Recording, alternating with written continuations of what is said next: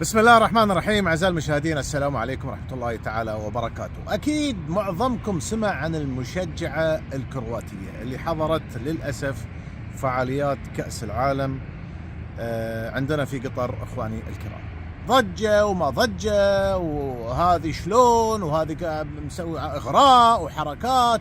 ونعم، هذه للأسف يعني أنا أقول لكم من المعلومات اللي وصلتني، رايحة على شاطئ بحر الفجر. اخواني الكرام، الفجر يعني ما في حد موجود، وراحت حتى منطقة الوسيل الفجر، ومسوية جلسات تصوير، وهي لابسة لبس يعني فاضح صراحة، بكيني او ما بكيني او شيء، ما ادري ايش يسمونه صراحة يعني. وكذلك يعني حتى داخل الملعب كانت صراحة ترتدي يعني من فوق، يعني صدرها طالع، البطن طالع، يعني ملابس صراحة يعني غير محتشمة والعياذ بالله. فسوت ضجة وما ضجة، وانتشرت صورها في وسائل التواصل، والكل يتكلم عنها.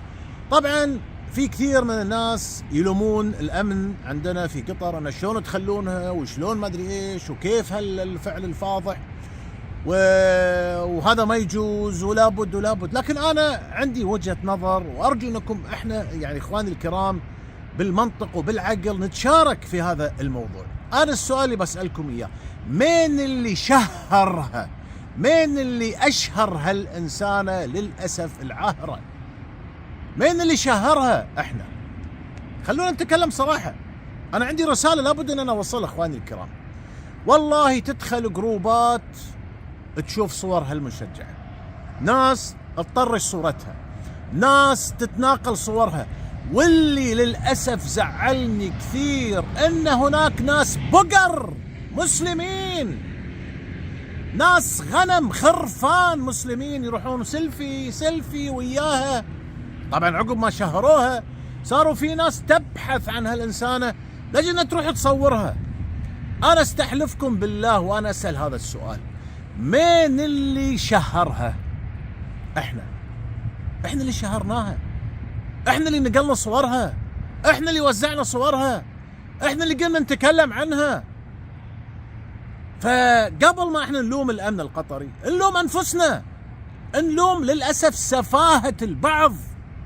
احنا دائما نقول يا ناس اتقوا الله سبحانه وتعالى، اتقوا الله، هذا منكر انتم قاعد تنشرونه. واللي يقول لك صاروخ، واللي يقول لك اوه هذه ملكة، وفي ناس قامت تدش جوجل وتطلع صورها وتبي تاريخها، وهذه ملكة جمال، وهذه ما ادري ايش تبون فيها يا اخي.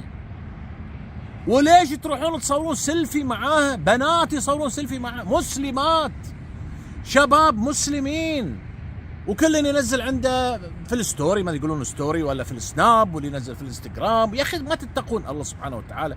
انت رايح تصور وياه، تتصور مع واحدة عاهرة، تتصور والله انا اقسم 3 مرات ان هالانسان لو احنا ما اعطيناه هوي ما حد كان داري عنها. بعدين انا بسأل سؤال، هذه الانسانة لما راحت سوت جلسة تصوير على البحر او صورت نفسها في الملعب، وين نزلت هاي؟ مو في حسابها في كرواتيا وشافوها الاوروبيين. مين اللي سحب هالفيديوهات وسحب هالصور ونقلها عندنا في الدول الاسلامية؟ مو بالخنم والخرفان اللي عندنا؟ والله اخواني الكرام، انا اشوف المناظر، مناظر الخرفان اللي كانوا يلحقون عشان يصورون سيلفي معاه. ما الا تتقي الله؟ تروح تتصور مع ويون يقولون لي والله يا اخي هاي الفاكنستا وهاي الفاشينيستا وهذه ما ادري. نعم اخواني الكرام، انتم تشجعونهم، انتم اللي تشجعونهم. هذه لما تدخل مول واحده فاشينيستا ولا ما ادري ايش وكل يركض وراها، انتم تشجعونها على الغلط. والله هذه الإنسانة لو ما حد صور وياها، لو ما حد عطاها وي، كانت بتتجرأ وتزيد. هي ليش تجرأت وزادت؟ من الخرفان اللي عندنا. للأسف خرفان عندنا يقال عنهم مسلمين، مشجعين عرب، ما بعرف جايين من وين، كل واحد يروح يصور سيلفي معاها. ما تخافون الله؟ ألا تتقون الله؟ يا أخي والله العظيم لو واحد فيكم راح قال حق الأمن والله تعالوا شوفوها، لأن الكلام اللي وصلني أنها كانت لما تدخل الملعب كانت تلبس تعدي الأمن، وأول ما تدخل في المدرجات تبدأ تسوي حركات الهبلة هذه.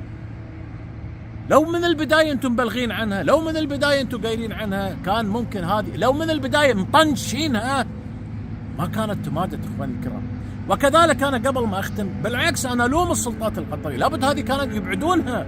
لا تفكرون أني أنا ما راح أتكلم، لا بتكلم. هذه المفروض ما دام سوت الضجة المفروض السلطات تبعدها، وأنا سمعت أنها أبعدوها، ما أعرف. أنا سمعت أنها يعني بعد مبارتين من كرواتيا أبعدوها. هذا الكلام اللي أنا سمعته على أساس، وإذا حد عنده معلومات يصحح لي. فعلا احنا نقول لكم نعم كاس العالم على كثر الايجابيات اللي فيه، والله للاسف ان هذه من سلبيات تنظيم هالبطوله، ان هالاشكال الانجاس يجون عندنا.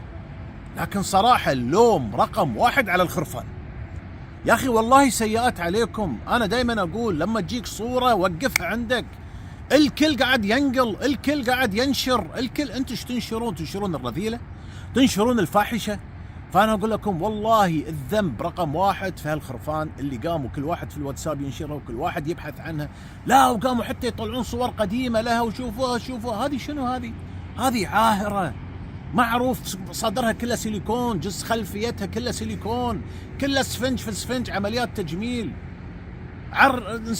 إنسانة تتعرى وتتفحش. يا أخي إحنا مسلمين، هالأمور لابد أن نوقفها. نعم نلوم الأمن ونلوم السلطات ونلوم، ما عندنا مشكلة، لكن لابد ان انا اقول لكم دائما اخواني الكرام، لما تكون يعني تتكلمون عن موضوع ما نيجي بس احنا نلوم، لا، لابد ان نناقش الموضوع من جميع الاطراف. ما حد شهر هالانسان الا احنا، الا للاسف الخرفان والواتسابات واللي في السناب سيلفي مع مين؟ مع عاهره.